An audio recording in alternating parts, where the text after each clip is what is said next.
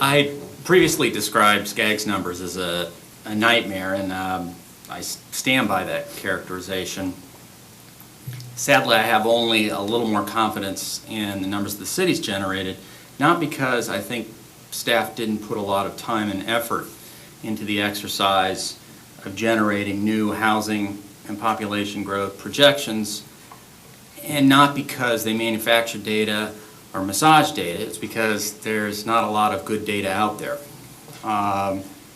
And it depends on what period of time or time frame you're looking at, whether it be 3 years or 5 years or 10 years, and whether the numbers you are considering are numbers that are being generated during a time of economic growth or during a recession, as we're in right now.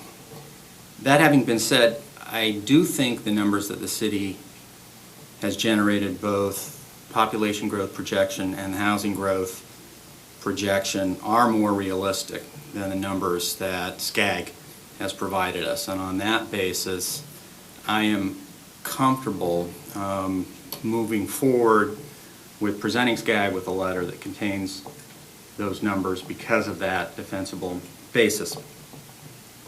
I'm not sure, based on the comments that I heard this evening, that we are collectively on the same page. I mean, hopefully it will be a 5-0 vote to approve a resolution or give the city manager direction to move forward with the letter that I'm referring to.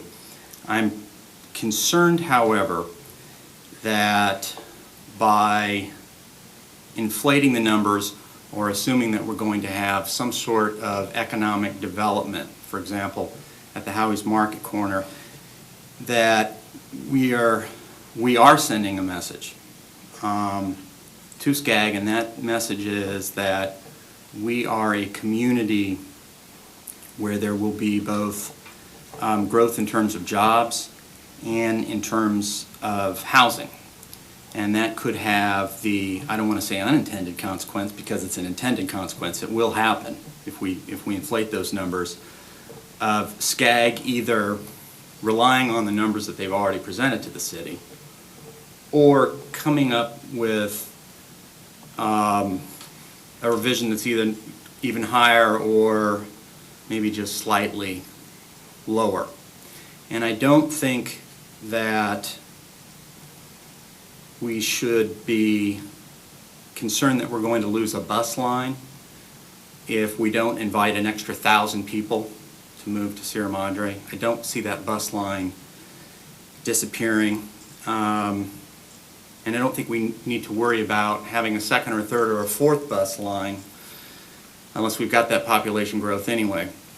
And the message that I've heard from my constituents loud and clear is we don't want to have this dramatic growth in the community. And I second what Councilmember Watts said about, if you like what's going on in Pasadena or Glendale, you should move there. I'm thinking, for example, of some condominiums in downtown Pasadena, which a few months ago were selling for about $800,000 and are now going for about $450,000. So that's where I stand on those issues.